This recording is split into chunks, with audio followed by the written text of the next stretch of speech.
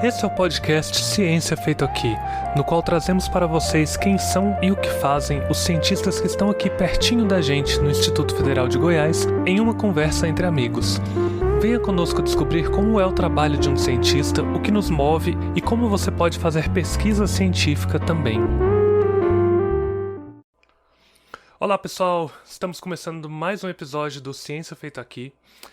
Para a entrevista de hoje, quem está aqui do meu lado é a nossa querida professora Rosa, que já esteve em outros episódios. Dá um oi, Rosa. Olá, pessoal! Como é que vocês estão? Sejam todos bem-vindos, bem-vindas, bem-vindes a mais um podcast. E para a entrevista de hoje, a gente está com um convidado super especial, super querido aí de todo mundo, professor Agno Vieira. Ele possui graduação em Engenharia Civil pela Universidade Paulista, a Unip, de Brasília, mestrado em Estruturas e Construção Civil pela Universidade de Brasília e doutorado também em Estruturas e Construção pela Universidade de Brasília. Atualmente, ele é professor, nas diversas áreas aí do IFG, na área da engenharia e do saneamento também, no Campus Formosa. E a ênfase dele, de pesquisa é em modelagem numérico-computacional de estruturas. A gente vai conversar um pouquinho para saber o que é isso, Agno, dá um oi pro pessoal. Oi a todos. De antemão, eu gostaria de agradecer aqui o convite para essa entrevista. Espero que no decorrer desse podcast aqui, conte um pouco da minha história e incentive aqui os nossos ouvintes aqui a ingressarem ou na engenharia, e além, começarem no mundo da pesquisa, no mundo da ciência, que vocês não se arrependerão. É isso aí. Bom, Agno, então vamos começar um pouquinho, falar como é que foi essa sua trajetória até chegar onde você está hoje. Como é que foi o processo de escolher o curso de engenharia civil? Primeiro, no meio de tantas engenharias possíveis, porque eu acho que o aluno que gosta dessa área de exatas, de engenharia, deve ficar super confuso, assim, de tipo, o que vai fazer engenharia civil, engenharia elétrica, engenharia mecânica, São tantas opções. Como é que foi isso, esse processo aí, voltando no tempo, o Agno do ensino médio ali, o que passava pela cabeça do Agno para optar pela engenharia civil? Então, a minha história era um pouco diferente. No meu ensino médio, eu me identificava muito com as disciplinas da área de exatas, em específico matemática e física. E quando eu terminei meu ensino médio, eu prestei vestibular para engenharia elétrica. E não passei. Prestei para a Universidade Federal de Goiás e não passei. E fiquei frustrado. E me perdi. Fiquei um bom tempo perdido, E eu iniciei, nesse meio tempo, precisava trabalhar, iniciei um curso de desenho técnico. E comecei ali a trabalhar na área de projetos de arquitetura. Fui contratado para um escritório de arquitetura e ali, fazendo projetos ali, aí no decorrer do tempo, eu fui ingressando em outras empresas. Ingressei em uma empresa que prestava serviço para o metrô de Brasília. Nessa época eu já estava em Brasília já. E ali no meio, naquele meio que eu estava ali, entre engenheiros civis, eletricista, arquiteto, eu olhei assim, olha, eu era um bom aluno no ensino médio, Eu falei assim, eu tenho que fazer uma graduação. Mas na altura do campeonato eu já estava... Por isso que eu falo que a minha história é um pouco diferente. Eu já tinha uma esposa já. Se eu tinha 22, 23 anos. Já tinha uma menina de 1 ano já. Tinha uma filhinha de 1 ano. E aí eu falei assim, agora não dá mais para tentar uma UNB da vida, E aí eu vi a Unip, que foi a universidade onde eu me graduei. Tá. Decidi engenharia elétrica, ou engenharia civil, só que lá... Quando a gente inicia, o curso são todas as engenharias. Então tem engenharia civil, elétrica, mecânica. E eles fazem, para otimizar o sistema deles lá, eles colocam todo mundo num bolo só. Então o aluno ele só decide se vai seguir, qual engenharia que vai seguir a partir do 5º período. Aí eu lembro que na época, quando eu decidi que ia seguir civil, tinha uns colegas que seguiram elétrica e automação, Aí eles falavam assim, pô, você vai seguir civil é muito ruim, você vai mexer só com obra. Né? Eu já tinha umas notas melhores, também me identificava muito com a física, com a matemática, achava legal. Falei, não, eu vou seguir civil porque eu já estou trabalhando na área, né? E muito incentivado pelos escritórios que eu trabalhava, né? E aí continuei nessa toada aí. E aí, na época que eu ingressei na parte civil, muitos dos professores que lecionavam na Unip eram jovens doutores ou professores que estavam fazendo doutorado. E aí surgiu ali, na época, por que não, depois da graduação, continuar ainda estudando, né? E aí nessa época, lógico, né? Eu fazia diversos serviços além da empresa que eu trabalhava. Prestava serviço para engenheiros elétricos, prestava serviço para arquiteto, prestava serviço para... Eu cheguei a desenhar até carroceria de caminhão, de tanta coisa que eu desenhava. Então a minha vida era bem no 12 mesmo, bem, como diz o goiano, bem no 12 mesmo, era bem agitada, né? E aí eu pensava assim, uma hora eu vou ter que dar uma maneirada, mas eu preciso de mais qualificação, né? E aí sempre a gente pensa assim, sempre tem aquela questão ali, assim, quando a gente conversa no meio acadêmico, as pessoas sempre tinham assim na época, né, um pouco de preconceito por quem é formado em universidade particular frente às universidades federais, né? E aí eu pensava assim, não, eu tenho que tentar tirar esse atraso, digamos assim, né? Então aí nessa época começou a surgir ali a vontade ali de seguir uma especialização ou quem sabe um mestrado. Agno, conta pra gente como é que é ser um estudante de graduação, estudando à noite, trabalhando, casado com criança pequena. Como é que dá conta de tudo isso sendo um bom aluno, como você está descrevendo que foi? É muito simples, é só não dormir. Eu assim, na minha graduação, eu todo dia eu dormia ali 3, 4 horas da manhã. Era raro eu dormir antes disso, né? Tanto que hoje, né, você vê, a gente vai ficando velho, a gente vai ficando cansado, né? Hoje, se eu deitar 8 horas da noite, eu durmo. E durmo a noite toda. Eu não tenho problema de sono, mas na minha graduação eu dormia muito pouco, dormia 4 horas no máximo por dia. Mas conseguiu dar conta, né? Tem um preço, né? Isso é uma coisa que a gente, né, sempre tem esse dilema, né, com os nossos alunos da engenharia ali no IF, porque eu acho que muitos têm uma situação parecida, né, trabalham durante o dia, às vezes eles têm família também e vão lá pro curso à noite, né. Então eu acho muito legal, né, você trazer essa perspectiva, porque você sabe, né, você viveu aquilo na pele, né, digamos assim. Bom, você já respondeu a pergunta que eu ia fazer, né, como é que você era no ensino médio, né? Você já falou que justamente você gostava, né, de matemática e física, então isso já orientou esse caminho aí. E aí a próxima pergunta que eu ia fazer também já está respondida, né? Que eu ia perguntar se você, durante a graduação, você trabalhava durante o curso ou chegou a fazer PIBIC em algum momento. Bom, você falou que trabalhava, mas aí eu imagino que não deu tempo, né, de mexer com iniciação científica, nem nada assim. Durante... Na verdade, como eu era muito agitado, né? E eu não cheguei a fazer PIBIC, não cheguei a fazer bem PIBIC, mas eu conheci um professor, foi até um professor que ele me levou para outras empresas, ele me carregou um bom tempo.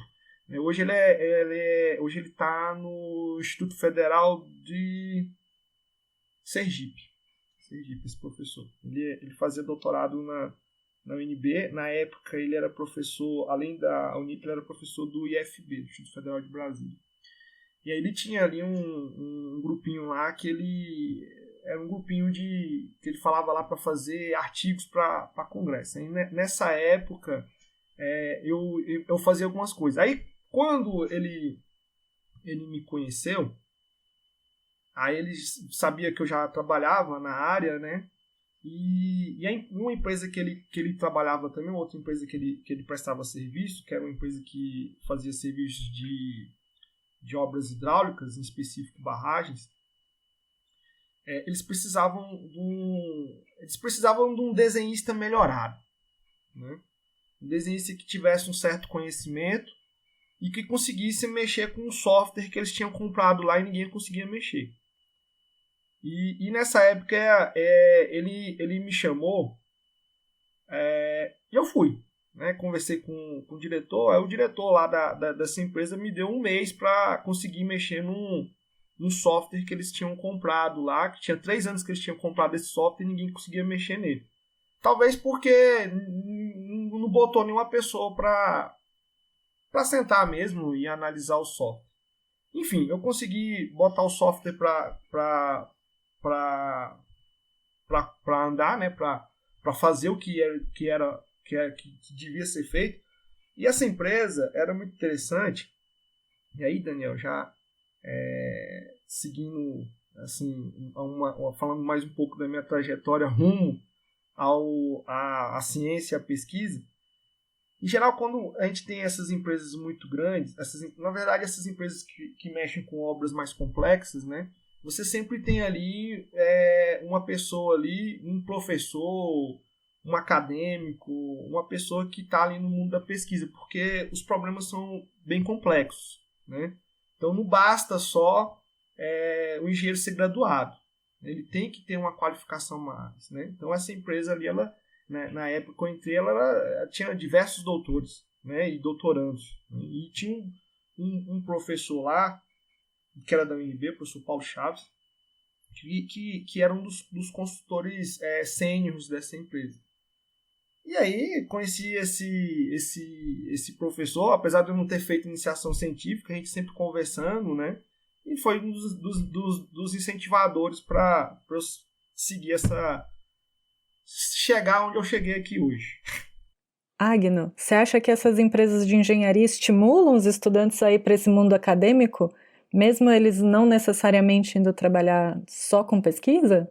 Depende das empresas, né? Então, assim, as empresas de projeto que tem ali, digamos, uma complexidade maior, exemplo, empresas que mexem com obras de arte especial, para quem não sabe o que é obra de arte especial, é pontes e viadutos, empresas que mexem com, sei lá, obras hidráulicas, né, grandes obras hidráulicas, ali acaba que o engenheiro que está ali, ele é empurrado para um mestrado.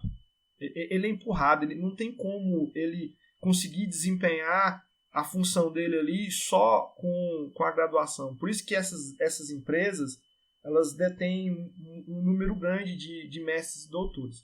Agora, quando a gente pensa em empresas de construção, construtoras, né, construtoras de edificações seja para moradia ou para uso comercial, aí o modelo é um pouco diferente, porque a complexidade dessas edificações, no geral, lógico que se for uma edificação projetada por Niemeyer, tem uma complexidade bem maior. Mas as comuns, eu não careço ali de uma grande... Nossa, eu preciso ali de um ultra especialista para fazer isso aqui.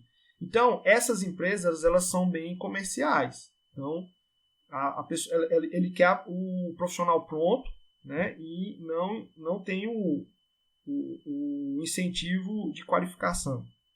Então, depende do tipo de empresa e do tipo de atuação. Porque toda empresa ela tem ali a questão comercial, né?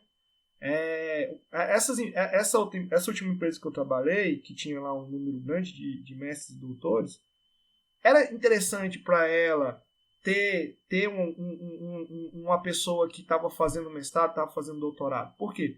Em vez dela ir no mercado e contratar um cara pronto, ela já estava ali fazendo aquele profissional. Né? Então, isso aí era redução de custo. Né? Não é porque a empresa nossa, eu sou caridosa, eu vou deixar esse menino estudar. Sempre tem uma segunda intenção. Já essas construtoras, ela não precisa desse mega profissional. Né? Então... E foi assim que você chegou no mestrado? Que você praticamente emendou, né? Da graduação no mestrado? Sim, eu emendei. Eu emendei. Não, aí, por exemplo, aí esse professor meu, aí eu comecei a trabalhar com ele nessa empresa, né? E aí ele mexia com comecei a ajudar ele em uma parte do doutorado dele, na parte de programação. Tá na chuva é pra se molhar, né? Tá na chuva é pra se molhar. E cheguei no professor Paulo Chaves, que era o consultor sênior lá da empresa. Falei assim, professor, tô pensando em entrar no mestrado de estruturas, no programa de estruturas de construção civil da UNB. Aí ele foi meio reticente, ele era bem severo, né? O aspecto desses engenheiros sêniores, eles são bem sérios, né? E aí ele falou assim, não, tudo bem, eu vou te dar a minha carta de recomendação, mas você vai fazer a minha disciplina. E se você reprovar na minha disciplina, não precisa nem falar comigo. E foi assim, e aí eu consegui ingressar, né? Bom, e aí eu já pergunto, você conseguiu entrar no mestrado, então você já estava naquela rotina pauleira de trabalho, família, estudos e tal, e aí você entrou no mestrado e eu presumo, você continuou na empresa, né, enquanto fazia o mestrado. E aí, em vez de dormir 3 horas, agora você dormiu 1h30, como é que era isso? Não, mas aí, o que acontece? Aí eu entrei numa situação bem melhor na empresa, por quê? Quando eu termino, eles já me contrataram. Tem um profissional dentro da engenharia civil que ou é denominado como engenheiro estrutural ou calculista estrutural. E eles rapidamente já me contrataram como calculista estrutural. Então, eu diminuí o meu nível de trabalho porque eu estava me dedicando só a isso. Lógico, aumentou o meu salário, né? Então, eles já me contrataram, automaticamente me contrataram. E assim, aquilo ali era uma novidade, né? Porque, em geral, um engenheiro, quando ele sai da graduação, ele sai como júnior, né? Então, você só vai ser contratado como calculista depois que se chegar a pleno, 5 anos, né? E eu fui contratado no outro dia. O dia que eu me registrei no conselho, eles já foram lá e me contrataram. Mas, assim, eu diminuí o meu nível de trabalho, mas aí o mestrado do bicho pega. O mestrado, assim, a graduação eu não senti tanto, mas quando eu entrei no mestrado eu senti muito, muito, muito, mas muito mesmo. Era outro mundo. Né? E um mestrado na área de estruturas, ele é basicamente matemática e física aplicada. Né? Então, o conhecimento que você precisa de matemática é muito grande. Né? Então, ali, a matemática que eu tinha visto na minha graduação estava muito aquém do que eu precisava. Então, aí, Daniel, tive que continuar o mesmo esquema, só que agora eu estava estudando, não mais trabalhando. Bom, aí eu aproveito, né, e pergunto, você falou dessa questão da matemática, mas você mencionou no começo essa questão do preconceito que acontece, né, com galera que vem das particulares, e eu fui formado na UNB, né, eu sei, eu vivi isso, assim, né, eu não sofri esse preconceito, mas eu vi isso acontecer, né. Como é que foi esse processo? Você foi bem acolhido, assim, vindo da Unip, ou você sentiu uma dificuldade, além, né, dessa questão do próprio trabalho em si, que ia ser difícil para todo mundo, mas, assim, algum tipo, na relação, né, com as pessoas ali, como é que foi isso? Foi bem acolhido? Você sentiu aquela coisa, não, ele é da particular, ele não vai dar conta, sei lá. Na verdade, assim, os alunos, eles estão ali no mesmo barco, né? Tá todo mundo ali perdido. E eles não querem nem saber, né? E os professores, por sua vez, eles também não querem saber de você também, não. Você é você. Né? Você é um número ali para eles ali. A menos que você prove para eles que você não é um número, né? Mas é lógico, quando passa por algum, sei lá, algum processo interno dentro do programa ali, né, o professor vai pegar lá e vai olhar, de onde que você veio? Ah, você veio de uma particular. Né? Então tem isso, tem esse preconceito. E eu vou mais longe. Eu não acho tão errado, assim por dizer. Aí você vai perguntar, mas você veio de uma particular e você não acha tão errado?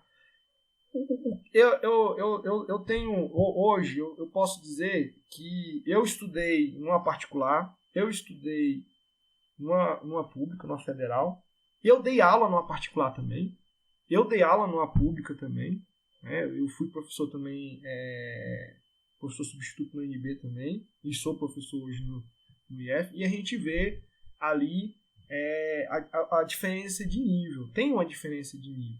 Então, acaba que um aluno de uma particular, como os processos seletivos são mais brandos, né, você tem um nível mais inferior, um nível por baixo. Então, uma pessoa que quer alcançar um nível maior, ele tem que ralar mais dentro de uma particular, ele tem que buscar outras formas ali para ampliar o conhecimento. Eu vejo tanto, Daniel, que eu peguei a minha primeira disciplina que eu cursei no mestrado, era uma disciplina chamada de matemática aplicada à engenharia. A matemática aplicada à engenharia pegava ali todos os cálculos que a gente tinha na graduação de engenharia civil e colocava mais um monte de coisa. Colocava mais equação diferencial parcial, colocava mais cálculo variacional, e era o seguinte: a parte de matemática que era a parte inicial era uma semana. Uma semana você via todos os tópicos de cálculo 1.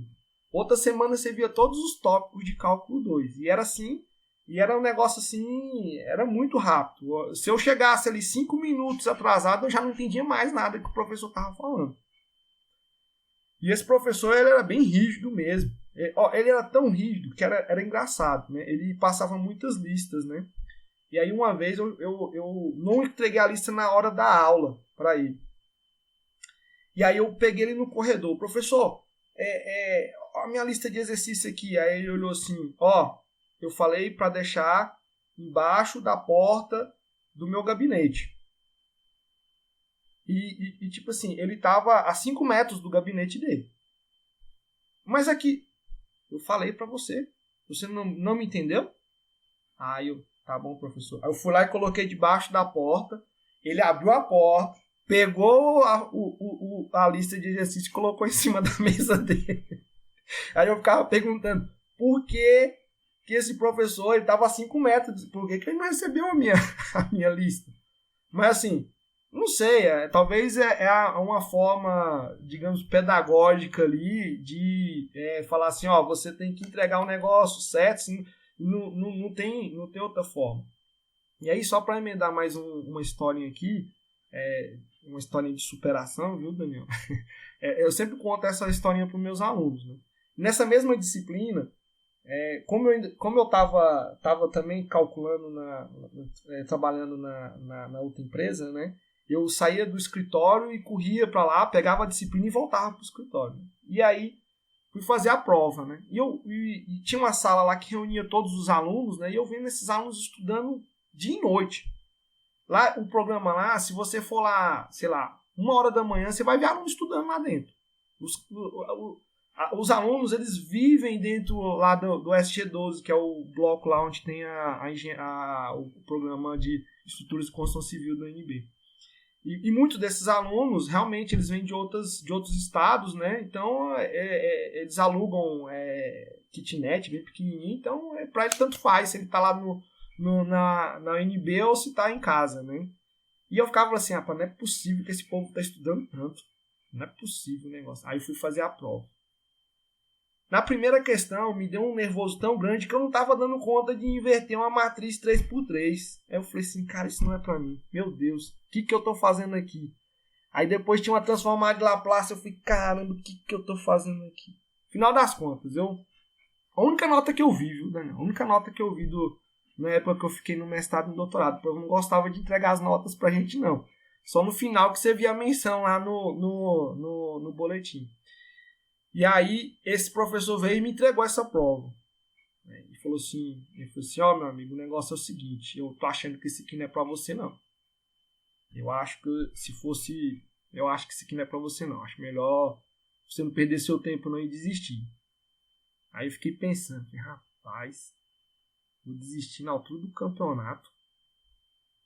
Aí, na verdade, nem tinha muito tempo, tinha ali um mês, né? Aí eu pensei comigo, falei, não, eu tenho que parar e estudar, né? Tenho que entender como é que funciona. E aí eu juntei com os outros alunos que estavam virando à noite, né? Pra ver como é que estava sendo feito, né? Então eles tinham lá uma metodologia interessante. Eles pegavam a lista lá e cada um fazia 3 exercícios. Aí depois juntava para entender. Um só não dava conta. E aí eu juntei com esses alunos. Não, me dá 3 aí que eu faço também. Aí, beleza. Aí fui para a prova. Segundo o professor, eu não vi a nota, né? Eu recuperei. Aí ele chegou em mim, aí eles só falavam comigo. Chegou em mim, falou assim, ó, o negócio é o seguinte. Você vai passar com MM. MM é a menção lá, a menção média, se eu não me engano. Acredito que é de 5 a 7, alguma coisa assim. Mas eu não quero que você passe com MM, não. Eu quero que você passe com MS. Aluno meu não pode passar com MM, não. E brabo. Aí eu falei assim, ixi. Não, você vai fazer essa prova aqui. Eu falei, não, professor, outra prova, professor. Eu tinha mais umas 2 provas tinha uma de aerodinâmica, tinha uma de dinâmica. Eu falei, meu Deus, o que eu vou fazer? Aí ele falou assim, não, vamos fazer o seguinte. Você fez todas as listas? Eu falei assim, fiz. E cadê elas? O professor tá lá no carro. Então pega lá. Corri lá, peguei, entreguei pra eles. Aí ele ficou olhando. E ele foi olhar uma questão por questão mesmo. Ele era muito rigoroso mesmo. Ele olhou. Você fez. Isso aqui tá certo. Não, tudo bem. Tudo bem. Agora, o próximo semestre eu quero você na minha disciplina de elemento de contorno. Outra viagem também. Aí foi um alívio pro segundo período, né? Alívio assim, entre aspas, porque essa outra disciplina dele também era outra viagem. Agno, fico muito curiosa. Como é que assim, para uma pessoa que está estudando, assim, estudando esse tanto de coisas, né? Pega esses professores rígidos, assim, como é que você toma uma chamada de um professor, assim, e fala, isso aqui não é para você. Por que isso te fez ficar, ao invés de te desestimular, você pegar, fechar o livro e ir embora para casa? Por que isso te deixou ainda mais estimulado? Olha, eu olhei assim e comecei a pensar. O erro deve estar em mim, né? Alguma coisa eu tô cometendo alguma falha. E realmente eu sabia qual que era a minha falha. Eu não estava estudando o suficiente, né? E ali eu pensei assim, não, mas olha só, o pessoal fala muito desse tipo de professor, mas esse professor ele foi muito bom para mim. Só para vocês terem uma ideia, depois, quando eu terminei o mestrado, né, esse professor, foi ele que insistiu muito para eu fazer o doutorado e depois ficou me perturbando para ser professor substituto no programa, na área de estruturas lá na engenharia civil. Então, eu não vejo assim com maus olhos um professor rígido, né? Se bem que tem gente, cada pessoa, né? Hoje o mundo está muito complexo, né? As pessoas têm muitos problemas psicológicos, né? Então, dependendo do aluno, o professor chegar desse aí, o aluno sai correndo, chorando. Nunca mais eu volto nessa fase. Mas é massa ver um professor que foi rígido com você, mas que também te adotou, né? Corrigiu todas as suas listas. Na verdade, eles veem, né? Na verdade, eles sempre observam isso, né? Com certeza. Eu acho que de certa forma ele devia ver o potencial ali, mas fala assim, cara, se esse moleque não tomar jeito, esse potencial tá desperdiçado, né? Deve Com ser alguma coisa assim. certeza. Você foi orientado por esse professor? Não fui orientado por esse professor, não. Eu fui orientado por um outro professor também que, na verdade, o programa eu criei. Eu fiz amizade com quase todos os professores, né? Então, os professores gostavam de ir lá na minha sala bater papo. Os outros alunos ficavam até com raiva, porque atrapalhava, né, a galera estudar, porque a gente ficava lá, tipo, ficava a tarde toda conversando, jogando conversa fiada, né? Mas nessa época eu tinha migrado da empresa de Barrais e tinha ido prestar serviço numa empresa pública, na Valec, que é a empresa de ferrovias, lá como analista de obras de arte especial. E aí, esse outro amigo meu, que foi professor meu na graduação, foi que me levou. Né? E aí ele chegou assim, e eu falei pra ele, assim, pô, Marcos, eu acho que não dá pra ir. Eu falei, não, amigo, você vai me ajudar e eu vou te ajudar. Nessa época ele tava fazendo doutorado e eu fazendo mestrado. Ele tava terminando o doutorado dele. Aí era dois, era eu e ele, né? Aí você me cobre e eu te cubro. Beleza. Aí o que aconteceu? Eu passava mais tempo no NB do que cobrindo ele lá na Valec, né? E o diretor, toda hora que ele ligava para mim, pedindo os relatórios, né? Eu tô chegando, mas na verdade eu tava em aula na UNB, né? Aí, esse diretor, ele falou assim, não tem jeito. Não tem jeito. Aí ligou pra empresa que me contratava, né, que era terceirizada lá, e eles me demitiram. Me demitiram, lógico, né? Porque eu passava mais tempo na UNB do que fazendo o meu trabalho mesmo. Eu entendi, né, na época, né? Mas enfim, e aí eu pensei assim, agora o bicho pegou. E aí nessa época, Rosa, tava nascendo a minha segunda filha. Aí eu fiz, o que eu vou fazer? Aí eu cheguei no meu orientador, né? Falei assim, professor, será que não rola uma bolsa, não? Porque eu não pedi bolsa porque eu trabalhava, agora eu não trabalho mais. Podia arranjar uma bolsa para mim. E aí ficou uma certa confusão, tinha uma certa rusga lá entre a coordenadora da época. A coordenadora da época ela ficou um pouco com raiva de mim porque eu não peguei ela como orientadora. Ela mexia com dinâmica, eu não queria mexer com dinâmica. Aí ela ficou me empurrando, né? E acabou que eu não consegui a bolsa. Aí esse professor chegou em mim, aí, olha, tinha 3 meses que eu tava fazendo a dissertação. Ele olhou assim, sua dissertação tá bem avançada. Você não quer defender agora, não? Aí você já entra no doutorado logo, e aí no doutorado não tem como negar a bolsa para você. Eu falei, professor, mas tem um monte de simulação que tem que fazer aqui. Eu falei, não, você dá conta. Você dá conta. Olha a furada que eu entrei. Né? E eu ainda arrastei um outro colega meu ainda, né? Eu falei para um amigo meu, falei assim, cara, vamos fazer também, vamos terminar em 6 meses. Aí ele, bora, né? Aí, Rosa, você não tá entendendo não. Aí foi muitas noites sem dormir para conseguir produzir resultado.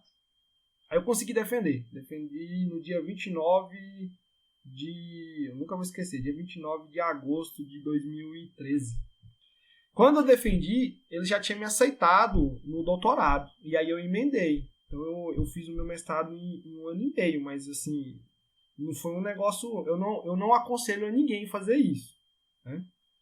O certo é você pegar ali e fazer os 2 anos. Por exemplo, no nosso programa lá, o primeiro ano era de disciplinas, né? E o segundo ano você se dedicava à escrita da pesquisa, à dissertação, à pesquisa em si. Mas aí eu peguei e cortei 6 meses. Né? E aí entrou nesse olho do furacão aí. Foi tenso, mas deu certo. Né? Inclusive, esse outro amigo meu, foi muito bom para ele, porque hoje ele é professor na Universidade Federal do Piauí. Se ele não tivesse adiantado, ele não tinha conseguido entrar como professor lá, porque o concurso foi, por exemplo, o concurso foi em novembro. Isso, o concurso foi em novembro. Ele defendeu em agosto, o concurso foi em novembro. Ele precisava do título de mestre, né? Na universidade precisava do título de mestre. Então, para ele foi bom também. Ele sofreu, né? Também. Sofreu bastante, mas para ele foi muito bom. Hoje ele é professor lá, né? Foi até coordenador lá do departamento. Massa. Ô, Agno, eu tenho muita coisa pra perguntar aqui, muita curiosidade. Vamos lá. O que eu quero saber é o seguinte. É, nesse tempo de passar do mestrado pro doutorado, porque você falou assim que você entrou nesse mestrado porque você viu aquela necessidade, aquele ambiente, né, da empresa com os engenheiros, né, mais avançados. Você viu que ter mais conhecimento naquele assunto ia ser melhor para sua carreira profissional e tal. Nessa época você já tinha essa perspectiva de se tornar um professor acadêmico da área ou ainda não, talvez um relance? Como é que era essa relação com a profissão professor? Não, eu não tinha a menor perspectiva de ser professor. Zero. Era zero. Não tinha menor. Apesar de eu ter sido monitor em algumas disciplinas na graduação, mas era zero. Não, realmente, o meu único pensamento ali era ampliar o meu conhecimento, em específico em algumas áreas, né, de modelagem numérica, por exemplo, elementos finitos. Meu objetivo era esse, era o meu tendão de Aquiles, era o que eu achava que aquilo ali me faltava como um bom calculista. E quando eu entrei no doutorado, aí passou o primeiro período, aí aquele professor de matemática lá, o professor Luciano, ele veio e veio com essa história de professor. Aí o professor, eu não dou conta de dar aula não, professor, não sei nem o que é isso, professor, eu tenho didática zero. Aí ele olhava assim, você já viu os professores que tem aqui?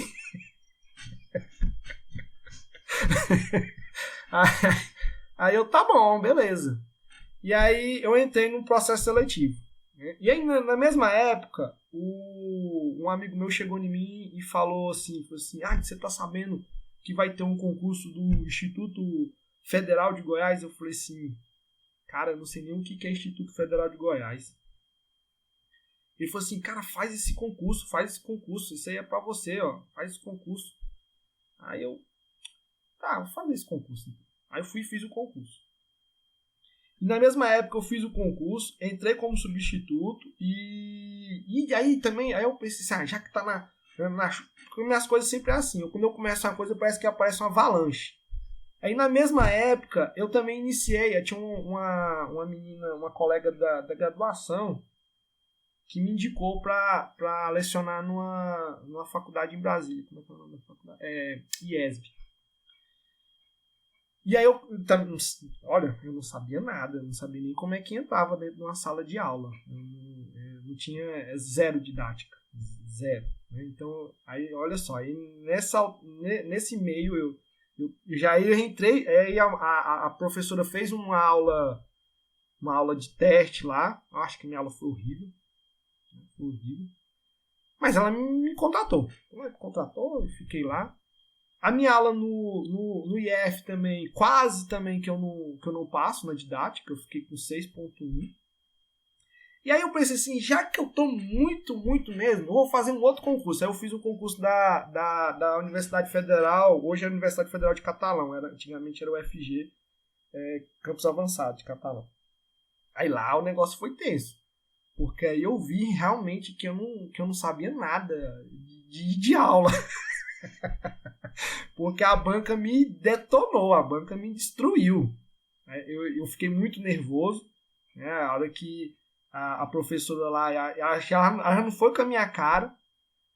E ela me fazia pergunta e eu comecei a gaguejar, não sabia responder. Aí esse concurso aí realmente eu fui eliminado. E o do IF eu dei assim... digamos, um pouco de sorte, né? Porque eu passei ali raspando na didática. Né? Mas aí no decorrer desse ano tribulado aí, acho que foi 2014, eu comecei a me acostumar, assim, achei interessante, né? Até na UNB, a UNB é muito boa para dar aula. Aí entra outras questões como o processo seletivo. da UNB, acaba que você tem ali um material humano, digamos assim, uns alunos mais, assim, tem menos dificuldade, né? E lá na UNB ela tem uma cultura, pelo menos lá na Faculdade de Tecnologia, não sei em outras áreas, né? Cara, os alunos lá, eles são muito educados. Assim, é um negócio assim incrível. Eu achava incrível, né? Eu entregava a prova, o aluno, muito obrigado, professor, pela prova. Eu olhava assim, cara, depois que você fizer essa prova, você não vai me agradecer, não, você vai me xingar. E foi muito bom. E aí, ô Daniel, aí falando sobre faculdade particular e faculdade pública, né? Aí nessa época eu senti a diferença gritante, porque o nível do meu aluno dentro da UNB era muito, mas muito distante do nível do meu aluno no IESB. É isso com família e duas crianças. Isso, é. Olha isso. Era pequenininho. Aí, não, confesso que nesse ano, né, com o meu orientador não me escute, né, eu não fiz nada do doutorado. Nada, zero. Nada. Porque eu só dava aula, né? E isso aí foi eu aproveitei na época que esse meu orientador, ele tinha ido pro Canadá fazer um pós-doc lá, né? Então ele não tava me pentelhando, né? Ele em cima de mim. Mas não fiz nada. Foi só dando aula. Mas aí, quando eu observava a diferença, né? Então a diferença era gritante. E aí você começa a ver os perfis de alunos, né? Então, a UNB tem aluno, eu chamo de aluno picareta, né? Inclusive, tem uma discussão um dia desse lá na sala dos professores aqui do IF, sobre a professora Kate falando, eu não entendo, o que é um aluno picareta? Um aluno picareta é aquele aluno que quer passar de qualquer jeito, ele não está interessado no conhecimento. É lógico que na UNB, todo lugar tem esse tipo de aluno, né? Mas na UNB é diferente porque o aluno, quando ele vê que ele não dá conta, ele pega ali e pronto, ele vai lá, tranca a matrícula dele. No caso da faculdade particular, não, eles ficam pentelhando. E eles têm um tal de um bypass, né? Então, se eles não conseguem ali com o professor, eles vão até o coordenador. Se eles não conseguem com o coordenador, eles vão até uma patente mais alta ali, assim por dizer. No meu caso, né, tem muita confusão comigo nessa época que eu dava aula no IESB. Por quê? Porque eles colavam muito, sabe? Eu não dava conta daquilo, né? A hora que você tirava o menino de um lado, o menino estava colando do outro. E as turmas eram cheias, 40 alunos, né? Você não conseguia. Aí um dia eu peguei e falei assim, rapaz, eu vou pegar e vou fazer uma prova aqui, ó, no jeito para esses caras. Peguei e fiz uma prova para cada um. Fiz uma prova para cada um. Eu coloquei uma figura lá que ela se deformava ali mediante ali dados da matrícula dele. E programei essa prova para eu corrigir depois. Quando o aluno pegou, cada aluno tinha uma prova diferente. Final das contas, eu tive uma menina que tirou 10, porque realmente a prova não era fácil, a prova só era chata porque ela mudava a configuração mediante a matrícula do aluno. E ali eu tive ali o resto da turma ali tudo com 2 ou 3. Então só uma menina que tirou 10 e o resto tirou 1, 2 ou 3. O que acontece? Esses alunos ficaram muito, mas muito indignados. Muito indignados. Aí eles não foram nem na coordenadora, eles foram na pró-reitora. E foram na pró-reitora pedir a minha cabeça, porque não tinha condição. E realmente eu até entendi, né? Porque a minha didática também não era essas Coca-Cola todas. Mas a minha birra na época era isso, era essa questão de cola. Enfim, eu tive que sair dessa faculdade, né? Mas logo depois eu entrei no IF, né? E isso aí foi uma boa experiência, porque você, por exemplo, no IFG, eu tenho 7 anos que eu estou no IFG, eu nunca tive nenhum problema com aluno, né? E tive já nas minhas disciplinas já reprovaram diversos alunos, mas assim, uma coisa que você aprende é a questão de como lidar com aquele aluno que tem um aluno bom, tem um aluno que tem dificuldade, né? Aquele aluno que tem dificuldade, é diferente do aluno que não quer aprender. E tem um aluno que não quer aprender, é um aluno que ele tá ali porque ele quer o diploma. Né? Principalmente no curso de engenharia civil, teve-se uma época que tinha um imaginário, né? A pessoa faz engenharia civil e quando ele sai da graduação ele fica rico. Não é assim. Não é assim. Então, cara, não. Quando eu tiver o meu diploma, eu vou montar uma empresa aqui e vou ficar multimilionário. Mas, enfim, essas experiências aí foram muito boas para mim. O que eu sou hoje como professor no IFG, lidando com. Porque hoje eu vejo o IFG assim, meio que um intermediário entre a Universidade de Brasília, né, que foi a única federal que eu dei aula, e uma particular comum. Né? Então, parece que está ali num patamar intermediário. A gente não tem ali um nível tão alto, igual o da UNB, lógico, quanto o processo seletivo, mas também não tem um nível tão baixo quanto uma faculdade particular. Agora, eu não estou generalizando que uma faculdade particular todo mundo tem um nível baixo. Estou falando que você tem uma maioria ali, aí acaba que aqueles alunos, por exemplo, essa aluna mesmo, que tirou 10 nessa prova, essa aluna era excelente. Né? E eu ficava até frustrado de estar nivelando ela por baixo. Era uma aluna que merecia ter um nível maior. Bom, aí, ainda falando sobre a pesquisa, né, que você conduziu no mestrado e doutorado, como é que foi? Vamos falar do assunto em si, essa questão da estrutura. Porque assim, eu dei uma olhada lá nessa tese, parece uma coisa bem legal e complicada ao mesmo tempo, né? De você analisar, tipo, a resistência, né, no fim das contas, de algumas estruturas, de alguns elementos de construção específicos, né? E aí, assim, eu imagino que deve ter muito aluno que, tipo, que deve começar o curso e achar que a coisa já tá dada, né? Que tipo, é assim e pronto, não tem mais nada o que se descobrir aqui, né? E na sua tese, né, e nessa área aí, vocês estudam justamente, tipo, entender melhor, né, como é que é esse processo, de como é que as coisas se rompem, qual é o limite ali, de que você pode modificar, por exemplo, você trabalhou com aquela viga-parede, né? Em que condições que essa viga-parede é mais ou menos resistente e tal. Então, assim, tem muito potencial para a ciência, né?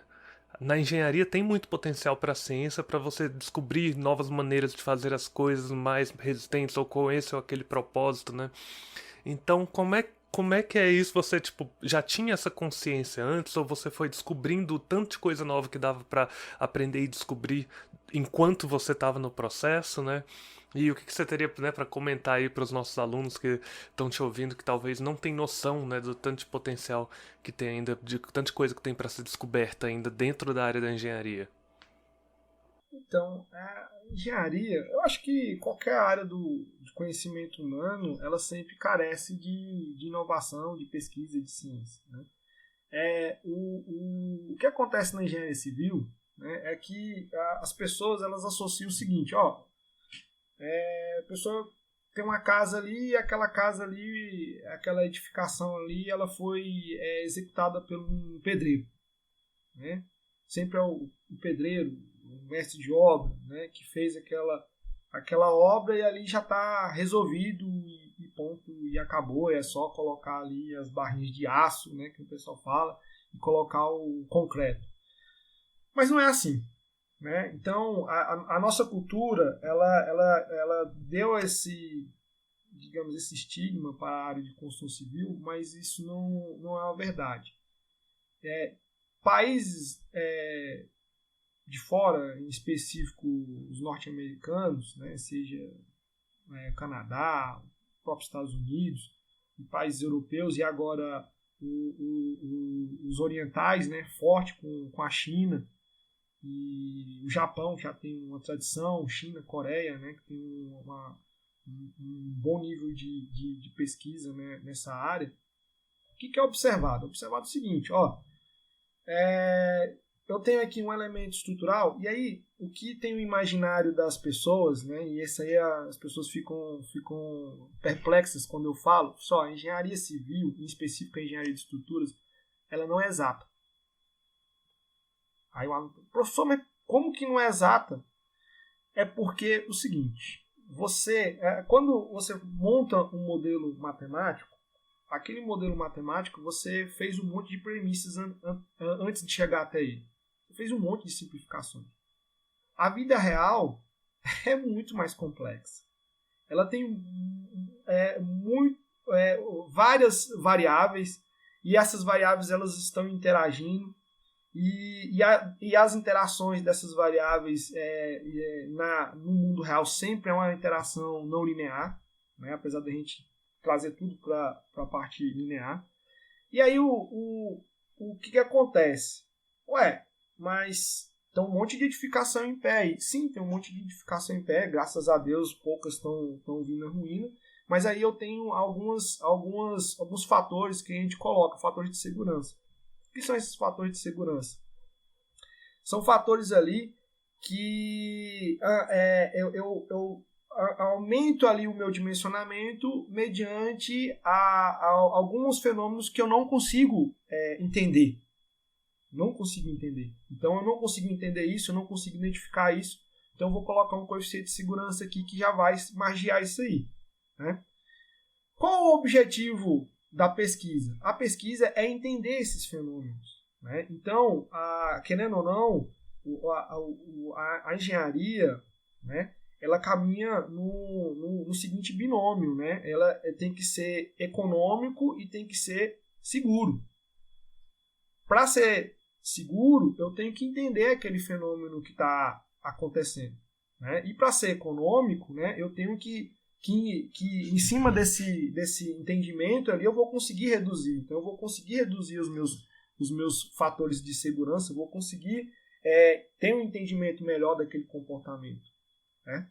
Então o campo de pesquisa é muito vasto, né? Por exemplo, eu analisei elementos com geometrias não convencionais de concreto armado, né? Então, para quem não sabe, o concreto armado é a junção entre o concreto e o aço. Para quem não sabe o que é concreto é a junção de cimento, areia, brita e água, né? É um material que ele é moldável, né? Em estado fresco ele não tem forma, né? Eu tenho que colocar ele numa forma, né? Como se fosse um bolo, né? Para ele atingir ali a resistência adequada. Só que não é só isso, né? O imaginário da pessoa no país eu rodeio ali o concreto ali, faço de qualquer jeito, coloco água e vida que segue.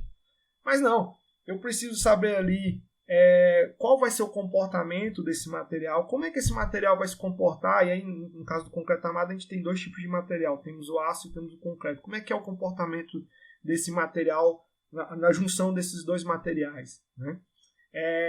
E se eu mudar aqui alguma forma, o que vai acontecer? E aí sempre tem ali, por exemplo, né, dessa minha pesquisa, eu mandei um paper para uma revista britânica, eu não lembro o nome da revista, mas aí uma das editoras, né, eu sou editora de mente pobre, ela falou assim: essas suas vigas aqui, esse formato que você colocou aqui, não vai acontecer na vida real. Mas ela não entendeu o objetivo do paper. O objetivo do paper era criar uma complexidade ali para eu, digamos assim, estressar aquelas soluções, né?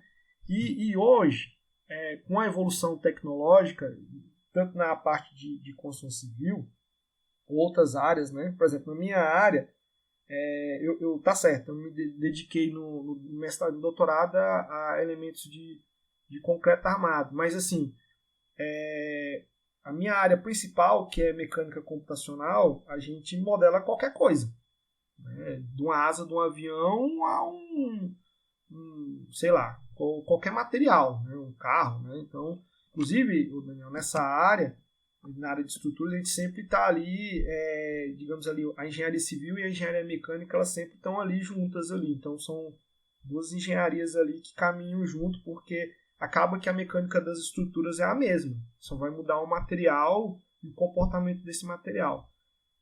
Agora sim, falando aqui, Daniel, especificamente do IF, né, da ciência feita aqui, né, esse foi o meu doutorado, né, mas na época que eu estava finalizando o doutorado, E aí, para dar um incentivo para o nosso ouvinte, seja ele aluno ou queira ser aluno, eu tive um aluno muito bom, o Leilson, né? Esse aluno me procurou. Na época, ele não tinha feito as cadeiras ainda específicas de estrutura. Ele tinha feito o começo, né? E aí ele queria fazer um projeto de iniciação científica. Pessoal, eu achei interessante essa área, não sei o que. E aí eu peguei e dei um tema para ele. O tema era otimização. Não, o tema não era otimização. O tema era o estudo de estabilidade de barragem de concreto por gravidade. E aí a matemática é tranquila, não é uma matemática complicada, né? Porque a estabilidade ela é devida ao próprio peso da estrutura. Enfim, e aí esse aluno começou a pesquisar e aí ele falou assim, professor, a gente pode começar a otimizar essas dimensões. E aí vem também, nesse sentido, né, o sentido da pesquisa, né? Você otimizar uma coisa ali e aí de novo, a gente sempre anda ali no binômio, né? Segurança e economicidade. Segurança e economicidade. Então, isso aí, o reflexo disso aí é para além da economia, né? Então, hoje, que a gente está com a questão dessa pegada ecológica, quanto menos concreto for utilizado, mais eficiente ambientalmente essa estrutura vai ser. E aí, esse aluno começou uma pesquisa muito legal, que foi a aplicação de algoritmos de otimização, em específico o algoritmo genético. E aí a gente começa a unir ali algumas áreas, né? A área da informática, a área da biologia, né? Esse algoritmo genético, ele está no ramo ali dos algoritmos que a gente chama de bioinspirados, né? Que são inspirados na natureza, né? Então, esse algoritmo em si, ele é inspirado na teoria da evolução de Darwin, né? Então, qual que é a ideia? Você coloca ali alguns elementos ali e esses elementos ali eles vão evoluindo ali mediante os critérios mesmo de mutação, de crossover, né? Para uma situação ótima, né? Não é um método exato, é um método que a gente chama de aproximado, mas é um método muito bom. E esse aluno conseguiu, esse aluno teve bons resultados, tanto que ele produziu um paper, esse paper foi publicado por uma revista espanhola de um Centro Numérico de Computação. E esse aluno, logo depois que ele saiu da graduação, ele entrou no mestrado na UTFPR, né, Universidade Tecnológica do Paraná, e hoje ele já terminou esse mestrado. Então a gente tá incentivando, né? Além desse, eu tive um outro aluno também, que ele começou com essa parte de modelagem, Daniel, de vigas, né? Com métodos de elementos finitos. E ele fez a iniciação comigo, né? Ele também participou também esqueci o nome do esqueminha, mas esse era o aluno, o Luiz Felipe. Aí, logo depois que ele terminou a graduação, ele já ingressou também no mestrado lá na PUC-Rio, né? Hoje, ele, se não me engano, ele já terminou o mestrado e já está no doutorado já. Então, eu fico muito feliz quando eu vejo os alunos vendo o que a gente produz aqui. É lógico, né? A minha área afugenta um pouco os alunos quando o aluno vê ali que tem uma matemática um pouco pesada, né? E tem que também ter uma parte de programação, né?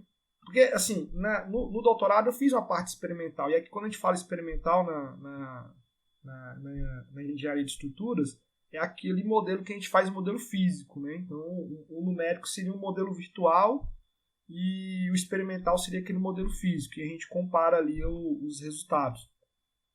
Então, o aluno, quando vê aquela matemática, mas é um certo engano, né? Ela assusta ali de começo ali, mas depois que você começa a interagir, você vê que não é essa, que nem o goiano fala, essa Coca-Cola toda, né? Então tem ali as possibilidades. O trabalho que você faz, Agno, você falou que, né, envolve essa parte de programação. A gente precisa de equipamentos super avançados para trabalhar? Como é que foi isso? Você teve que ir atrás de supercomputadores para rodar essas simulações? Ou você diria que tipo um computador simples, tranquilo, funciona? Então, isso é um negócio... Por exemplo, os meus modelos finais, eu coloquei o meu computador, eu coloquei o computador do professor, o outro computador que eu tinha lá na minha sala na UNB, e eles demoraram 15 dias para processar os modelos. Então, é lógico, se eu tivesse um cluster com uma quantidade maior de processamento, né, poderia reduzir esse volume de tempo de processamento de dados. Né?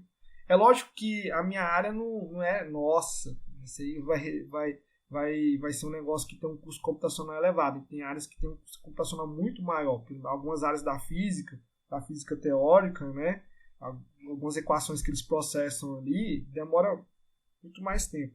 Mas é lógico, se a gente tivesse um computador, um cluster com mais núcleos de processamento, seria bem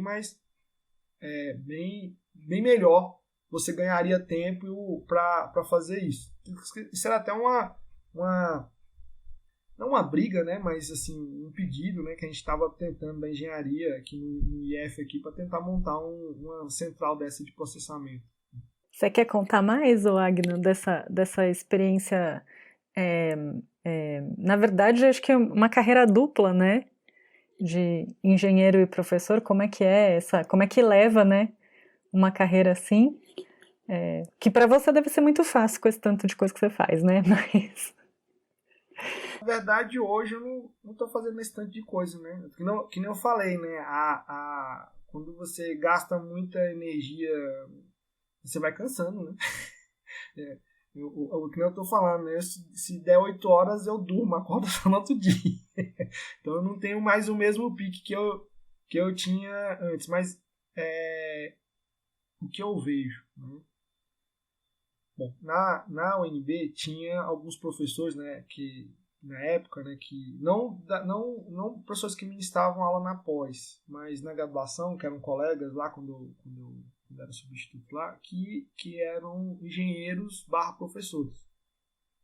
Só que a carga horária deles era reduzida, né, por conta da atividade da atividade laboral de engenheiro, né? O que acontece nessa situação? Né? Por exemplo, no caso de uma universidade federal, tem um apelo muito grande para a pesquisa. Né? Então, esse professor, como ele está concentrando parte da vida dele na atuação profissional, a pesquisa fica de lado. Né? E aí, por exemplo, no meu caso, né, como quando eu decidi vir para Formosa, né, e CDE, eu cheguei ao ponto assim, eu quero ser pesquisador. E ser professor, ele digamos que dá uma vantagem. Né? Então, você atuando no mercado, você não tem essa vantagem de ter tempo para pesquisa, né? Mas assim, o engenheiro ele sempre está ali na corda bamba, né? Então o que eu vejo hoje, né? Por exemplo, alguns professores lá da USP da Poli de São Carlos, que eles já são bem senhorzinhos já, né? Eles se aposentaram, né? Aí o que eles estão fazendo? Eles estão no mercado. Agora eles estão dando consultoria, feliz da vida, né? Acho que eles não aguentam ficar dentro de casa, né? Estão fazendo livro, né? Então, uma série de professores lá de São Carlos, inclusive o programa de estrutura de São Carlos é muito bom, eles estão se aposentando e estão começando pegando aquelas notas de aula deles e estão fazendo livros, né? E aí, a engenharia ela é legal porque ela, aqui só para deixar claro para o nosso ouvinte, né, no mundo da ciência e da pesquisa, a gente tem basicamente 2 tipos de pesquisa. A gente tem a pesquisa básica, que seria aquela ali só teórica, bem teórica, né, onde eu estou ali formulando algum modelo ali, né, e eu tenho a pesquisa aplicada. Né. E aí, às vezes eu posso juntar as duas. Por exemplo, no caso do meu doutorado, eu juntei as duas. Juntei a parte de básica e aplicada. Por isso que é legal a engenharia, porque você pode muito bem ali fazer uma pesquisa aplicada e gerar um produto. né? Uma coisa palpável, né? A pessoa, tô vendo ali, ó, o cara produziu ali, sei lá, mesmo que seja um software, né? Por exemplo, esses softwares que tem hoje de cálculo estrutural, né, de análise estrutural, por exemplo, um muito famoso aí, o SAP 2000, ele saiu da Universidade de Berkeley, né? Aí, assim, essa foi do aluno, do Leilson, né? Ele foi lá e patenteou o programa de otimização, o OptiDan. Você sabe o que é que acontece muito, né, na engenharia de estruturas? É isso, o professor ele passa ali anos pesquisando, né, junto com os alunos, aquele programa vai evoluindo, aquele software vai evoluindo, aí chega um tempo ali às vezes, geralmente acontece quando o professor se aposenta, eu acho engraçado, né? Não, vou aposentar, beleza, agora vou fazer outras coisas, né? Ele vai e lança o programa, né? Ou a empresa vai e compra, né? Então, aqui no Brasil ainda tem digamos ali, eu não sei, assim, as universidades e os institutos têm um certo bloqueio, eu não sei se é medo com a iniciativa privada, né? Uma coisa que a gente não vê lá fora, né? Então, lá nos Estados Unidos, né? Conheci alguns professores de lá, a empresa vem e financia a pesquisa, né? E aí aqui a pessoa tem medo. Eu já vi várias, inclusive no sindicato, né? Os professores falam, não, se a gente colocar aqui, a empresa vai dominar, não sei o que. E aí eu fico pensando, como é que a empresa não domina essas universidades lá dos Estados Unidos, por exemplo, também a gente não pode fazer comparação, porque os Estados Unidos é o mais capitalista de todos. Mas a gente poderia buscar, assim, algum meio termo, né? É lógico que uma empresa ela não quer financiar pesquisa de base. Né? Ela não quer financiar pesquisa de base. Mas isso aí seria uma coisa interessante a ser pensado. Porque no Brasil, ou a pessoa quer tudo estatal, ou a pessoa quer tudo privado. Não tem meio termo aqui. Não tem um equilíbrio. Né? Então a gente sempre pensa aí nesses órgãos de fomento, tipo a CAPES, né? O CNPq, aqui no Goiás a FAPEG, né?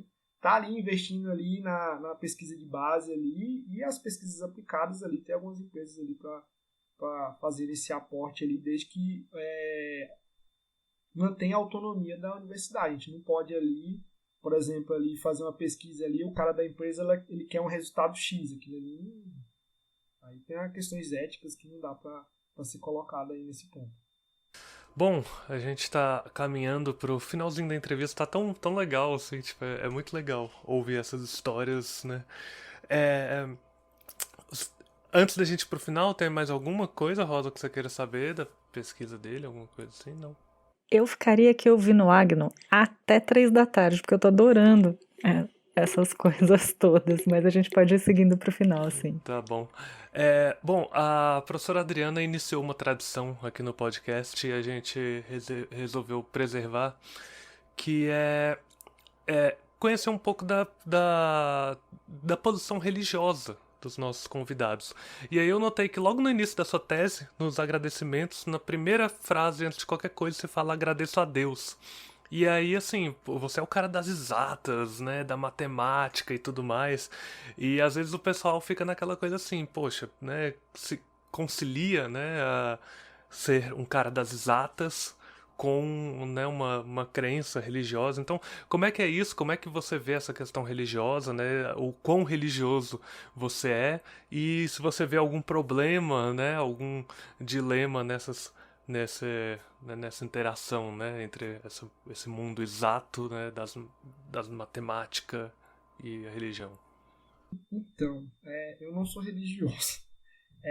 A primeira frase, assim, foi meio que na época eu não tinha muita coisa na cabeça, eu vou colocar agradecer a Deus. Já é uma coisa de praxe. Né? Mas eu não sou religioso. Então, assim, eu também pensava assim, pô, minha mãe vai gostar disso. A minha esposa ela é católica, né? Ela também vai gostar disso, eu vou colocar logo isso aqui. Mas eu não sou religioso. Eu também lógico, não sou ateu, porque eu coloquei ali agradeço a Deus, né? Mas, assim, a minha perspectiva de religião é bem distinta. Assim, talvez eu aproxime de um agnóstico, né? Talvez eu vá mais nessa linha. Mas realmente é difícil mesmo uma pessoa de uma pessoa de exatas ali se aproximar de uma religiosidade, por exemplo, cristã. Né? Aí eu sempre falo, eu sou cristão. É mais fácil você falar que é cristão do que você falar que é agnóstico ou outra coisa qualquer, porque aí você não precisa ficar explicando, não, eu sou cristão. E aí, assim, mais assim, do ponto de vista de crença mesmo, posições religiosas não entram muito na minha cabeça. Eu gosto muito de história. Eu gosto muito de história. Eu gosto de ver o contexto histórico. Por exemplo, no caso do cristianismo, eu gosto de observar ali aquele contexto histórico, até a questão da Igreja Católica, né? No meu ensino médio o pessoal falava a Idade das Trevas. Hoje já não é mais Idade das Trevas, né? Não, porque na Idade Média teve muita produção, né? Não sei o quê. Mas a gente sempre pensa, não, é a Idade das Trevas. Isso aí foi, acho que qualquer aluno do ensino médio da minha época, né? Eu acho que hoje já caiu por terra um pouco isso, né? Mas tinha ali a questão da Idade Média ser a Idade das Trevas, porque não poderia ser produzido ciência, né? E acaba que eu, como gosto dessa parte de história, e eu acredito que todo pesquisador acaba que ele tem que gostar um pouco de história, porque você tem que, por exemplo, você vai fazer uma revisão bibliográfica para relatar o estado da arte, alguma coisa, você tem que saber o histórico daquele conhecimento. De onde que veio aquele conhecimento? Até para você saber para onde que vai esse conhecimento. E aí você observa que, no caso na Europa, né, tá certo, você tinha muita pesquisa sendo produzida nos países arábicos, né, sei lá. Inclusive a parte matemática que a gente tem hoje ali era forte, né, sei lá, no século X, XI, tinha algumas faculdades algumas universidades bem evoluídas nesses países, né? Mas, assim, eu sempre acho que, lá no fundo, eu acho que a Igreja Católica, nessa época, ela foi um pouco danosa para a evolução da ciência. E aí, uma coisa que eu fico vendo é as contradições que as pessoas religiosas têm, né? O ser humano é um negócio complicado. Então, as pessoas aqui, elas colocam uma moral, nem sei se a palavra seria moral, mas ela coloca um conjunto de condutas ali, que se eu fizer aquilo ali, eu vou estar ali contra Deus, assim por dizer. E aí tem umas coisas que não entram na minha cabeça, né? Por exemplo, se acontecer alguma coisa ruim, foi por conta de Deus. Se aconteceu boa, foi por conta de Deus. Não dá para entender. Eu acho assim, o universo ele é muito mais complicado do que as religiões, seja ela qualquer o cristianismo, sei lá, ou até essas versões que diz que não é religião, como o budismo. Mas ele é muito mais complicado do que isso. Assim, o que eu acredito é que essas simplificações elas vêm ali para digamos ali como é que seria a palavra? Um acalento para a pessoa, né? A pessoa ela precisa de uma certa religião ali para que ela se acalente ali versus as questões que ela tem na sua vida, né? Então, a fé, né, que se pegar da etimologia lá, né, acreditar sem ver, ela vem nesse sentido.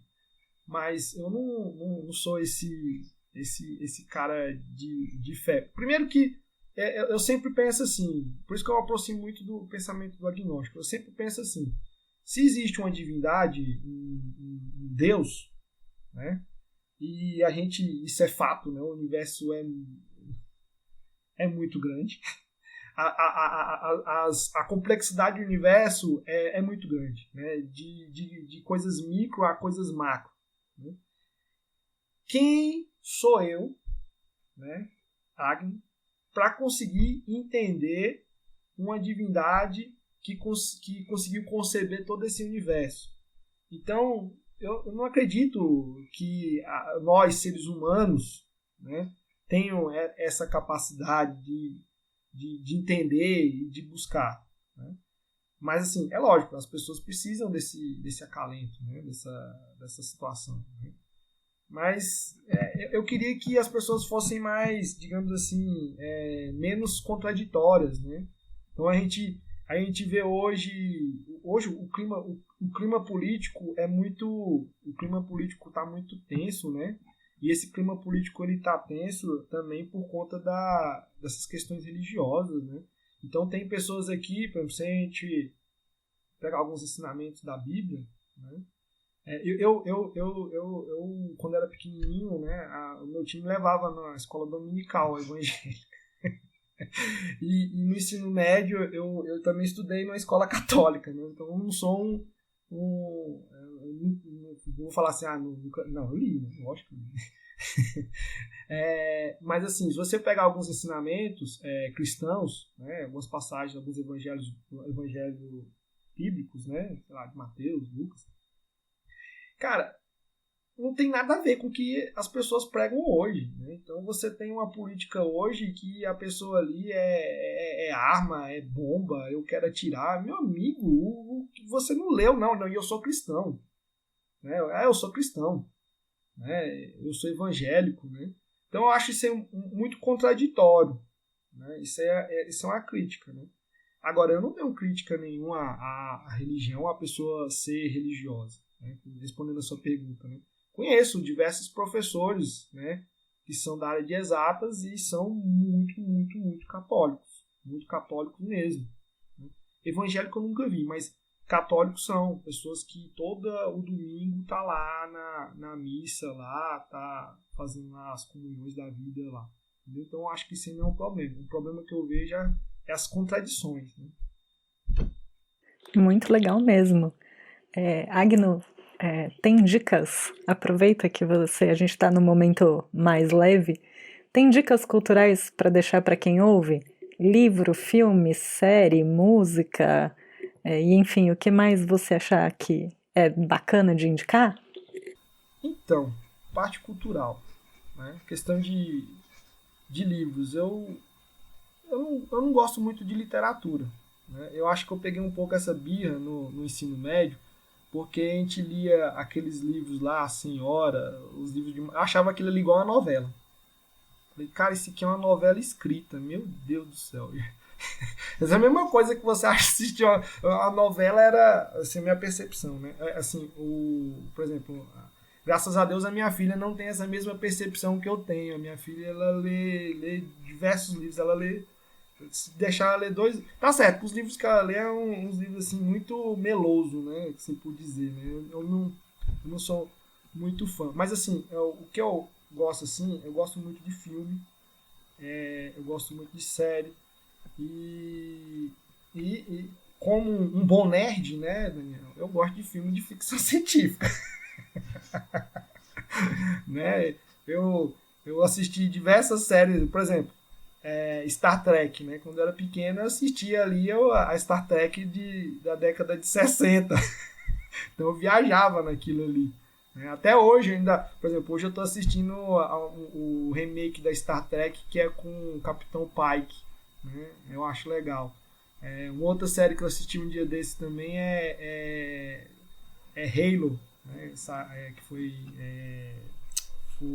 produzida pela Paramount, né? Aí é num tempo bem adiante, bem avançado, onde os humanos colonizaram outros países, outros planetas, né? Então eu me amarro muito nesse tipo de série. E série de mistérios também, eu gosto muito de série de mistérios.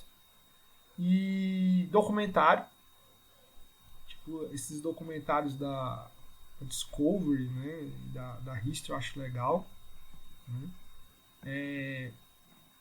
E como eu não sou muito fã de literatura, os livros que eu vou ler vai ser muito nessa toada.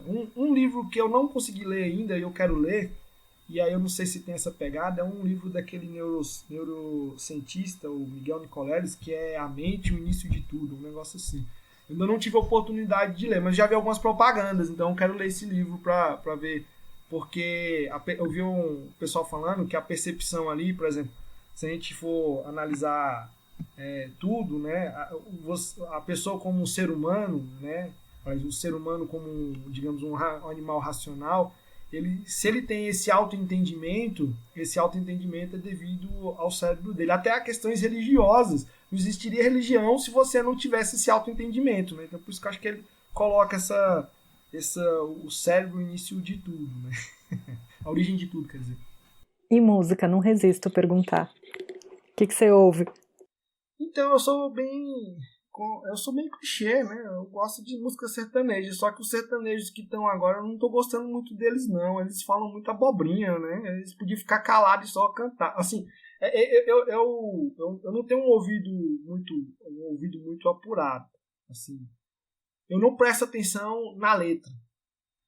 Por exemplo, o pessoal detestava sertanejo porque sertanejo falava sempre de relações, de traição, não sei o quê. Eu gostava da sonoridade, né? Eu gostava da sonoridade, do toque, né? Gostava daquelas modas de viola antiga, por conta do violão, da viola, né? Mas eu também gosto das músicas internacionais, daqueles rock, tirando os metais, mas aqueles rocks mais leve, mais rock melody, né? Aquele da década de 80. Né? Então é o que eu escuto, é o que eu gosto de escutar.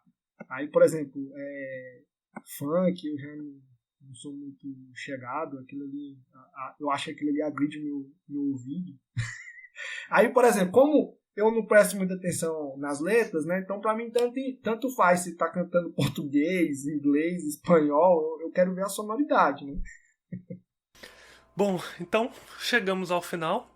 Talvez, se alguém quiser dar alguma consideração final, algum recado para quem está nos ouvindo, para os alunos aí, do que você quiser falar, seja convidar para pesquisa, seja dar alguma palavra de incentivo, qualquer coisa assim. Olha, assim, o pessoal da graduação aqui reclama muito de mim porque eu falo na questão da desistência, né? E eu falo mesmo, né? Eu falo assim, quando chega um aluno reclamando... Já chegou um aluno para mim falando que não gostava de física. Aí eu falei assim, meu amigo, você não gosta de física, o que você está fazendo nesse curso? Cara, eu acho que se eu fosse você, eu desistiria. Então, esse aí é uma grande briga que os alunos têm comigo, porque eles falam que eu falo para eles desistirem. Mas assim, a minha ideia é sempre o seguinte, eu acho que você não pode perder tempo com uma coisa ali que não te agrada. Entendeu? Então o aluno fez ali 2 períodos, né, que realmente na engenharia os primeiros períodos são pesados, né, se bem que na engenharia é um negócio engraçado, né? Quando eu fazia graduação, né, tinha um colega da psicologia, né, que ele falava assim, quando chegar no 5º período você vai ver, vai ficar muito fácil, o difícil é só no começo. Eu estou esperando esse fácil até hoje, que nunca chegou. Até para dar aula dá trabalho. Mas eu acredito o seguinte, se o aluno, que o nosso ouvinte aqui tem, por exemplo, um aluno que quer ingressar na engenharia civil, a engenharia civil ela tem excelentes oportunidades, é um campo muito legal, né? Não só a engenharia civil, eu sempre falo que eu poderia seguir qualquer engenharia, eu não tenho distinção, eu poderia seguir engenharia elétrica, mecânica, deixa eu ver, a única engenharia que eu acho que não me daria bem seria, sei lá, engenharia de alimentos. Então aquilo ali eu acho que não me daria bem, mas assim, qualquer engenharia, porque essa parte de matemática e física aplicada é muito legal, né? Mas assim, ela só é legal se o indivíduo tiver predisposição para aquilo. Se você não tiver predisposição daquilo, olha, eu acho muito interessante você partir para outra área, uma outra área que você sinta vontade, né? Por exemplo, minha filha hoje ela vai fazer 17 anos, né? Então ela está no 2º ano do ensino médio. Ela fica perguntando, minha filha, você faça o que você quer, veja com os professores, sinta o que te agrada, porque não adianta você seguir uma profissão que aquilo ali não te deixa feliz, né? É lógico, né? As pessoas sempre pensam no dinheiro, né? Mas assim, hoje o negócio tá tão estranho, né, que as pessoas estão ganhando dinheiro com TikTok, né? Então Então, você não precisa fazer uma graduação para ser multimilionário, né? Mas, assim, engenheiro tá vendo Uber, tem isso aí, né? Eu sempre reclamo com meus alunos. Se eu ver você de Uber, cara, eu te mato. Mas, assim, outra indicação também é que eu sempre falo com meus alunos da engenharia, façam uma iniciação científica. Então, a iniciação científica, ela não é só interessante para você iniciar no mundo científico, mas para a sua vida. Por exemplo, quando você está no mercado, né, você se depara com um problema, como é que você vai resolver aquele problema? Então, as técnicas que você aprende tanto em metodologia científica como iniciação científica, para buscar o estado da arte daquele problema, para entender aquele problema, porque o aluno ele vai sair da graduação, ele não vai sair sabendo tudo, na verdade ele vai sair sabendo um pouquinho, né? Então ele vai ter ali muito a caminhar. Outra coisa também que eu sempre falo para meus alunos, faça um mestrado. Eu acho que o mestrado é muito importante. Daí o doutorado eu não por ser uma coisa muito, mas muito, muito específica, eu já não indico. Né? Eu indico só se a pessoa quiser mesmo seguir uma carreira acadêmica e científica. Mas assim, para a parte profissional, o mestrado ele é muito importante. Ele vai te ajudar muito, muito, tanto para a resolução de problemas, quanto para o crescimento profissional mesmo.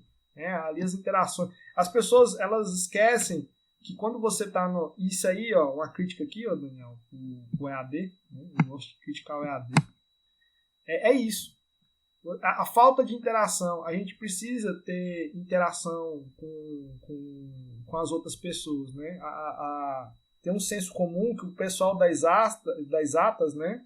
É aquele nerd que fica dentro da casa ali, ou jogando videogame, ou fazendo nada, né? Ele, sem interagir, mas a gente precisa da interação para conseguir ter esse intercâmbio, né, entre ideias, né? Então isso é muito importante, né? Então eu acredito que o nosso ouvinte aqui, ó, participe de grupos dentro da graduação, né? Faça iniciação científica, né? Interage ali, porque a interação, né? Eu tive a experiência própria, né? Na minha graduação mesmo, minha interação com os colegas era zero, eu não tinha muito tempo. Mas eu vi que no mestrado aquilo foi importante, foi benéfico para mim. Né? Talvez se eu tivesse com essa cabeça na graduação, talvez teria melhorado alguns pontos. Né? É isso. Massa. Bom demais. Agno, muito fantástico tudo que eu ouvi aqui. Estou muito feliz de você ter topado. Agradeço mais uma vez. Agradeço a Rosa por ter topado também participar. A gente combinou meio em cima da hora e ela estava aí pronto, né, para participar e para me ajudar. Alguma consideração final, Rosa, também? Não, agradecer ao Agno mais uma vez. Foi muito, muito legal mesmo. Muito bom. E a gente espera nos próximos, né? Eu também volto e repito aqui, agradeço também a oportunidade de mostrar um pouco da minha história e quem sabe incentivar novos alunos a trilharem essa linha da engenharia e da pesquisa, porque o Brasil ele ainda carece muito, né? Carece muito de gente ali para pensar, né? Precisamos de pensadores. E também espero que os próximos entrevistados, né, contribuam em diversas áreas, né? Não só na área a gente tem muita área de conhecimento, principalmente aqui no nosso campus, né? Que tem ali visões muito distintas da minha, né? E é muito bom para o ouvinte ver essas visões, né? O problema hoje da nossa sociedade é a questão que a pessoa só quer ver uma visão, né? A gente tem que ver diversas visões para ter um pensamento crítico melhor sobre o que seguir, né? Sim, concordo plenamente. Agno, então, muito obrigado. E é isso, pessoal. Agradeço aí os ouvintes que nos acompanharam e até o próximo episódio. Valeu, pessoal. Tchau, tchau. Esse foi o Ciência Feita Aqui, projeto de extensão do Instituto Federal de Goiás, parceria entre os campos Formosa e Anápolis. Arte, edição e divulgação por Michele Barbosa e Ítalo Henrique Carvalho. visite nosso site extensão.ifg.edu.br/ciência feito aqui para ouvir os outros episódios e deixar seu comentário.